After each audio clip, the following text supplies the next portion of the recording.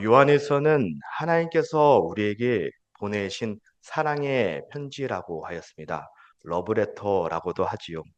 그 핵심은 하나님과의 친밀한 관계입니다. 이 관계를 위해서 반드시 알아야 할 부분이 구원의 확신입니다. 그렇게 요한일서 5장 13절에는 내가 하나님의 아들의 이름을 믿는 너희에게 이것을 쓴 것은 너희로 하여금 우리로 하여금 우리에게 영생이 있음을 알게 하려 함이라 라고 기록한 부분이 이 서신의 목적임을 알 수 있습니다. 구원의 확신은 두 가지 요소에서 비롯됩니다. 첫 번째는 예수 그리스도가 누구이신지 구체적으로 말합니다. 둘째는 우리의 죄를 바로 깨닫게 합니다. 요한일서 이 5장이라는 짧은 일서에서 죄라는 단어가 몇 번에 나오는지 아십니까? 한번 세어봤습니다. 20번 나오더라고요. 그 많이 나온다는 것은 무엇을 말하는 것일까요? 바로 죄의 문제가 구원의 확신과 깊이 연관되어 있다는 것을 말하고 있습니다. 오늘 말씀을 통해서 우리의 죄에 대해서 이해가 되고 회복되시기를 바랍니다. 5절입니다. 우리가 교회에서 듣고 너에게 전하는 소식은 이것이니 곧 하나님은 빛이시라. 그에게는 어둠이 조금 더 없으시다는 것이니라. 여기서 그에게서라의 그는 예수 그리스도를 가리킵니다. 말씀이신 예수님께서 하늘로부터 사람의 몸을 입고 이 땅에 오셔서 제자들에게 전하셨습니다. 그리고 그 제자들이 세상의 사람들에게 그 말씀을 증거하였습니다. 이것이 바로 너희에게 전하는 소식이라는 것입니다. 즉 복음이라는 것입니다. 이 복음의 핵심 내용 중 하나가 바로 하나님은 빛이시다라는 진리입니다. 요한 서신에서는 하나님이 빛이시다와 하나님은 사랑이시다는 두 가지 주제가 계속해서 반복되고 있습니다. 여기서 주목할 점은 빛이 사랑보다 먼저 언급되고 있다는 것입니다. 이런 요한의 관점에서 하나님의 본질을 이해하는데 빛의 속성이 먼저 이해되어야 한다는 것을 암시하는 부분입니다. 하나님이 빛이시라는 것은 그분 안에는 죄가 없다는 뜻입니다. 빛은 찬란한 광채로서 어두운 데 구석구석을 밝게 비춥니다. 한번 제가 불을 꺼볼까요? 참겠습니다. 빛이 있는 곳에 영광이 있고 거룩이 있고 순결이 있고 진리가 있습니다. 빛의 역할 중 가장 중요한 것은 어둠을 몰아내는 것입니다. 마치 아주 작은 촛불 하나도 찰흙 같은 어두움 가운데 그 어둠을 몰아낼 수 있습니다. 이것이 빛의 능력입니다. 모르셨죠? 그 빛이 바로 하나님이시다라는 것입니다. 우리 안에 하나님을 모신다는 것은 어두운 우리 인생을 밝게 비춘다는 의미입니다. 마치 캄캄한 방에 불이 꺼져 모든 것이 드러나는 것과 같은 것입니다. 우리가 방 안을 아무리 깨끗이 청소하고 싶어도 빛이 없으면 아무것도 할 수 없습니다. 그런데 하나님의 빛이 임하면 방 안이 환해지고 비로소 우리 내면의 방을 깨끗이 구석구석 청소할 수 있게 되는 것입니다. 그 빛이신 하나님이 우리 안에 들어오면 죄악의 어둠 가운데 있던 우리가 빛의 인생으로 바뀌게 된다는 것입니다. 그 빛을 체험할 때 서론에서 언급했던 구원의 감격과 확신이 우리 안에 생기게 되는 것입니다. 이처럼 하나님의 빛은 우리에게 구원의 확신을 가져다 주는 매우 중요하고 핵심 요소인 것입니다. 6절입니다. 만일 우리가 하나님과 사귐이 있다 하고 어둠에 행하면 거짓말을 하고 진리를 행하지 아니함이거니와 요한은 만일이라는 가정법을 사용합니다. 이것은 그의 특별한 설명 방식임을 우리는 알 수 있습니다. 요한은 만일이라는 가정을 하고 그 다음에 그 가정이 진리와 맞지 않음을 보여줍니다.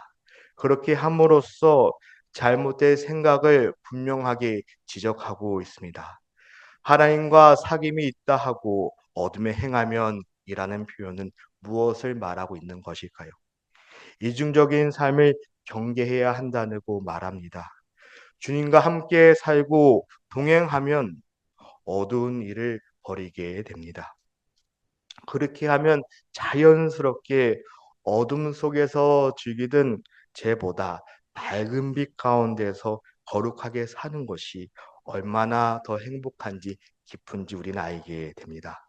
마치 햇빛 좋은 날에 이불을 뜨거운 햇빛에 널어둠으로써 빛을 통해서 세균을 죽이는 것과 동일합니다. 죄에 대한 유혹도 마찬가지입니다. 빛이신 하느님 앞에 그 유혹을 드러내놓고 고백하는 순간에 그 유혹은 그 힘을 잃어버리게 됩니다. 어둠에 행한다는 것은 교회에서는 이곳에서는 신실한 신앙인으로 살다가 세상에 나가서는 악을 행하고 말씀과 반대되는 삶을 살아가는 것을 의미합니다. 성경은 이런 사람을 가르켜 거짓말하는 사람이며 진리가 없는 사람이라고 합니다. 그렇다면 빛 가운데 사는 사람은 어떠할까요? 7절입니다. 그가 빛 가운데 계신 것 같이 우리도 빛 가운데 행하면 우리가 서로 사귐이 있고 그 아들 예수의 피가 우리를 모든 죄에서 깨끗하게 하실 것이요. 지금 빛 가운데 사는 사람에게는 사귐이 있다라고 합니다. 그 빛 가운데 사는 사람은 예수님의 피로 깨끗이 된다는 것을 말합니다. 하나님이 빛이십니다. 그 빛 안에 사는 사람은 예수님과 아름다운 관계를 맺게 됩니다. 그뿐만 아니라 이 세상에서도 사람들과 아름다운 관계를 이루게 됩니다. 그리스도와 연합하는 것만이 진정한 사귐이라는 것을 말하고 있습니다. 이러한 사귐을 통해서 얻는 것이 무엇인가 하면 기쁨이라고 합니다. 그런데 여기서 기억해야 할 것이 있습니다. 빛 가운데 있다고 해서 죄를 전혀 짓지 않는 것이 아니다라는 것입니다. 우리는 모두 허물 많은 사람입니다. 우리 중 어느 누구도 온전하지 못합니다. 저도 그렇지 않습니까? 여러분은 안 그러신지요? 이것이 바로 교회의 본질입니다. 교회는 완전한 사람들이 모이는 곳이 아닙니다. 불완전한 사람들이 모이는 곳입니다. 죄인들이 모이는 곳입니다. 여기서 우리는 구원의 메시지를 발견하게 됩니다. 우리도 빛 가운데 행하면 우리가 서로 사귐이 있고 그 아들 예수의 피가 우리를 모든 죄에서 깨끗하게 하실 것이요. 빛 가운데 사는 사람은 온전한 사람이 아니라도 자기 허물과 죄를 예수 그리스도의 보혈로 씻음받은 사람이라고 말합니다. 죄를 짓는 것보다 더 나쁜 것은 무엇일까요? 회개하지 않는 마음입니다. 우리는 죄인이라고 하였습니다. 허물 많은 존재입니다. 그런 우리가 예수 그리스도로 인해서 날마다 깨끗해지고 죄 씻음을 받아야 합니다.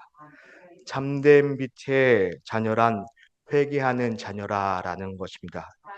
예수의 보혈을 믿는 자요. 예수의 보혈을 체험하는 자요. 내 안에서 죄가 씻기는 경험을 한 사람들입니다. 죄가 씻어졌다고 또 죄를 짓는 것이 다 우리들의 모습인 것입니다.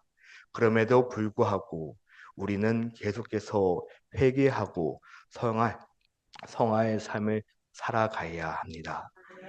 그러므로 주님과 동행하며 사귀는 사람은 늘상 같은 모습일 수도 없고 항상 성장하는 모습으로 살아가야 하는 것입니다.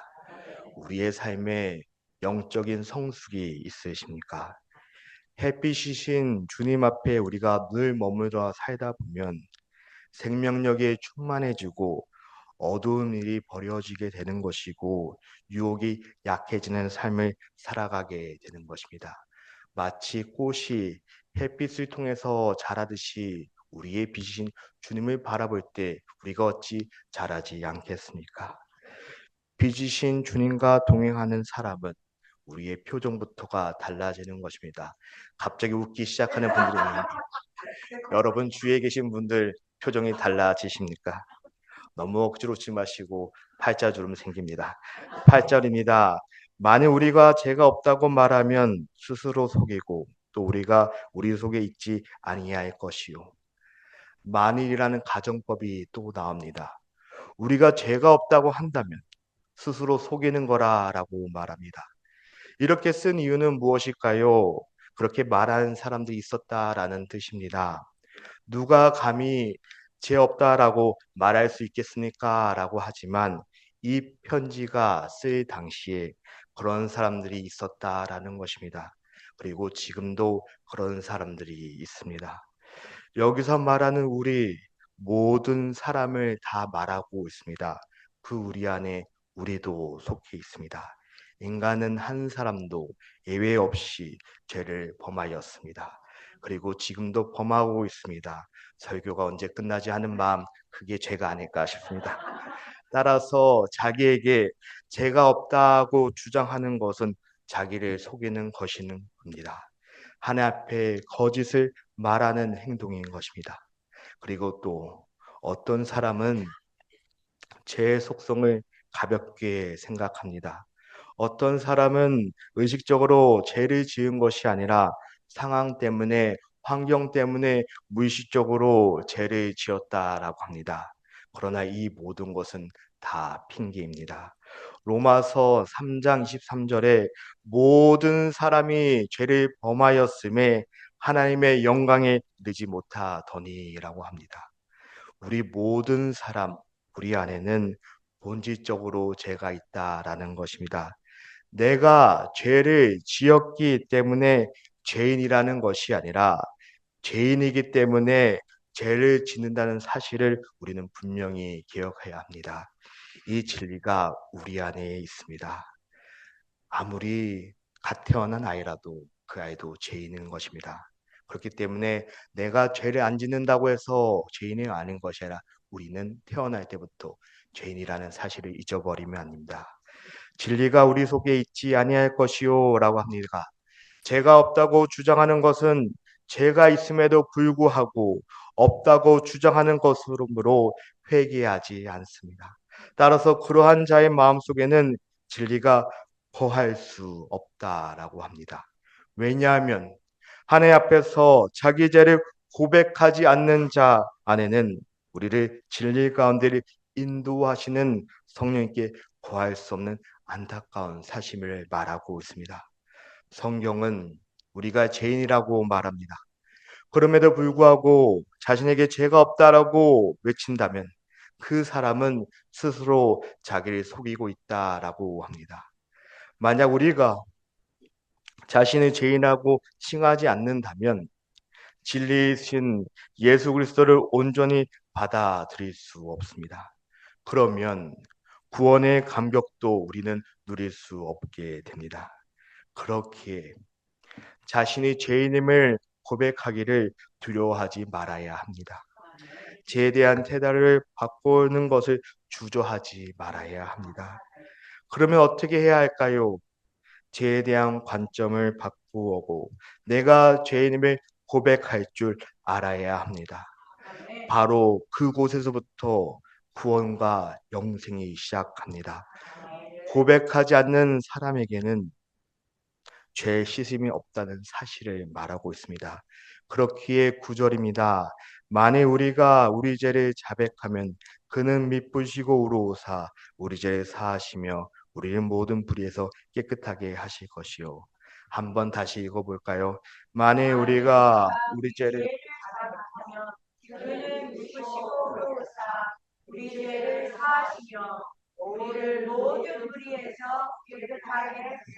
것이 8절에 우리가 죄가 없다 하면과 대칭되는 부분입니다.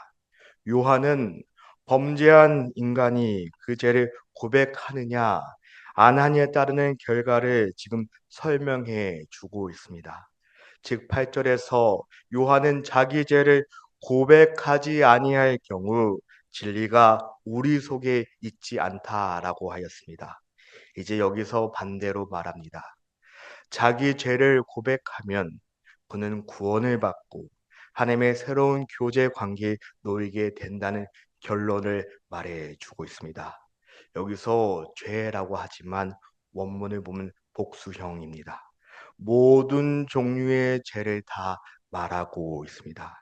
그리고 자백하면은 원어로 보면 한 번의 죄를 자백하는 것이 아니라 죄가 우리 삶 가운데 발견될 때마다 계속해서 자백해야 함을 의미합니다. 그러므로 우리는 죄가 우리의 삶 가운데 발견될 때마다 계속해서 자백해야 된다는 사실을 우리는 믿어야 합니다. 그렇고 해야 하는 믿음의 삶을 살아가야 하는 것입니다. 그는 미쁘시고 의로우사라고 합니다. 여기도 미쁘시다는 것은 신실하다는 의미를 가지고 있습니다. 한 번 한 약속을 반드시 지키시는 하나님의 그 속성을 가리킵니다. 하나님은 신실하셔서 인간과 맺으신 그 언약을 하나도 한 번도 어기지 않으십니다. 그렇기에 우리 안의 죄성을 깨닫고 정직하게 고백하면 의로우시고 미쁘신 하나님이 우리의 죄를 용서해 주실 뿐만 아니라 모든 불의 가운데서 우리를 깨끗게 지켜주신다는 그 약속을 하고 있습니다. 내가 죄를 고백하고 인정하면 내 안에 교만한 마음을 내려놓게 된다는 것입니다. 우리 안에 교만함이 있다는 것은 어쩌면 죄를 인정하지 않는 모습을 통해서 나타나는 것입니다. 그 이유야 다양합니다. 죄를 인정하기 싫은 마음이 있습니다. 그것이 자존심일 수도 있습니다. 아니면 자기가 지금까지 쌓은 것이 무너지기 싫은 의일 수도 있습니다. 어떠한 모습이 있을지만 다 그것이 교만의 다양한 모습들이라는 것입니다. 그런데 우리는 그 죄를 인정하지 않고 하나님께 방황하는 모습이 있습니다. 그런데 하나님은 우리의 겉모습에 속지 않으십니다. 표면적인 겸손함이 아니라 우리 마음 속에는 그 깊은 교만함까지도 훤히 보이신다는 것입니다. 진정으로 회개하는 자는 겸손히 하나님께 나아가는 사람입니다. 하나님은 그런 사람을 죄로부터 구별하신다라고 하셨습니다. 그렇다고 해서 죄를 고백한 사람이 자동으로 죄와 무관한 존재가 된다고 노력 없이 죄를 짓지 않게 된다는 것은 아닙니다. 근본적으로 죄의 속박에서 자유를 경험하게 합니다. 우리는 예수 그리스도의 피로 구원받았지만 이 세상에 사는 동안에 계속해서 죄와 싸워야 된다는 것입니다.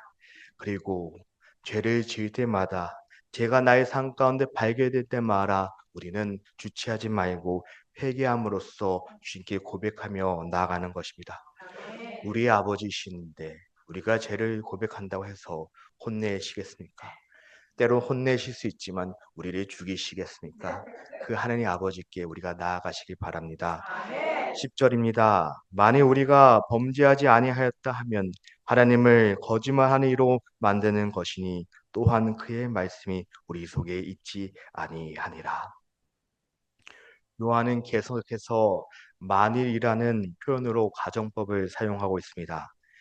이런 방식으로 잘못된 생각들을 지적하는 것을 말하였습니다. 만약 어떠한 주장이 하나님이 거짓말하는 쟁이라라는 결론에 이른다면 그 주장은 틀린 것이 분명하다라고 말합니다. 왜냐하면 하나님은 죄가 없으시기에 절대로 거짓말을 하실 수 있는 분이 아니다라고 말합니다. 내게는 죄가 없다고 말하는 것은 세 가지 심각한 문제를 말하고 있습니다. 첫째, 우리 스스로를 속이게 됩니다. 둘째, 모든 사람이 죄라고 말씀하신 하나님의 말씀을 거짓말하는 것으로 여기게 됩니다. 그리고 마지막, 우리는 하나님의 진리가 우리 안에 살 수 없게 됩니다. 이렇게 요한은 우리가 죄를 인정하지 않는 것이 얼마나 위험한지 경고하고 있습니다.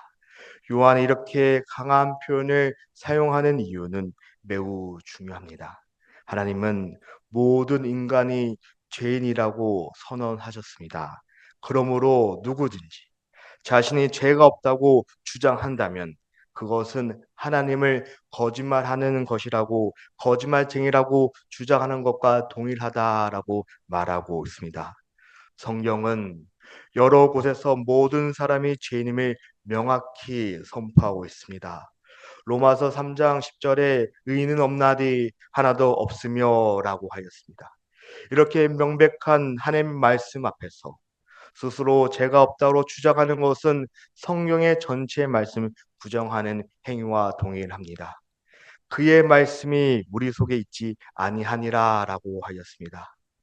이 표현은 매우 심각한 영적인 고갈 상태를 말하는 것입니다.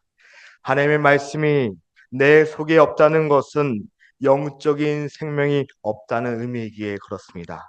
그리고 그 말씀이 우리 안에 없다면 우리는 그리스도와 아무 관계없는 삶을 살아가고 있다는 것입니다. 따라서 진정한 신앙의 첫걸음은 우리의 죄를 인정하는 곳에서부터 시작해야 합니다. 죄를 인정하는 사람만이 진정한 용서와 구원을 경험할 수 있습니다. 요한은 이 편지를 통해서 자신의 죄를 인정하고 고백함으로써 하나님과의 진정한 교제를 회복하라는 그 사랑의 메시지를 전하고 있는 것입니다. 우리는 내가 죄인인 것을 인정하고 있으신가요?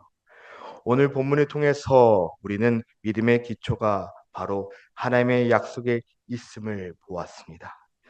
요한일서가 증거하듯이 이 약속들은 하나님의 변함없는 성품, 곧 신실하심과 의로우심의 뿌리에 두고 있음을 알 수 있습니다.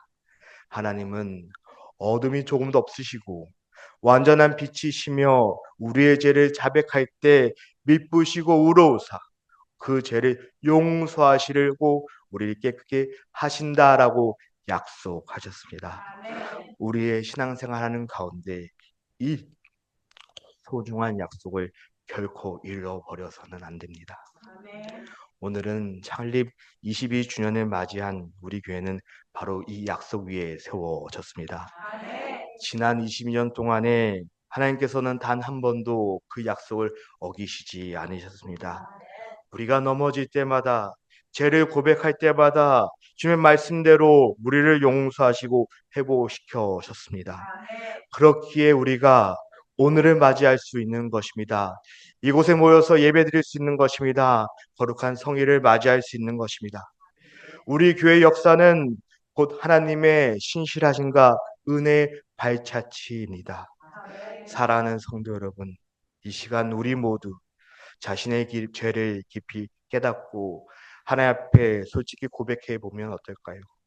한 사람 한 사람이 그리고 우리의 공동체가 함께 우리의 연약함을 인정하고 하나님의 약속을 굳게 붙들고 나아갈 때 우리는 날마다 새로운 그 은혜를 구원의 기쁨을 늘 경험하게 될 것입니다. 구원은 머리로 아는 것이 아닙니다. 그것은 내 죄가 실제로 씻김받은 생생한 체험과 경험을 통해서 우리는 알아가는 것입니다. 그럴 때 우리 안에 어둠이 물러가고 성령의 불이 내 영혼을 정결케 하는 그 거룩함을 경험하게 되는 것입니다. 오늘 이 창립 기념 예배를 통해서 우리 교회가 이 구원의 경력을 다시 한번 깊이 체험하기를 간절히 소망합니다. 22주년이라는 숫자 뒤집어 보아도 어떻게 보아도 동일한 모양입니다. 이처럼 하나님의 변함없는 신실하심을 믿으며 우리 교회가 앞으로 새로운 22년을 맞이하여 힘차게 걸어나기를 소망합니다.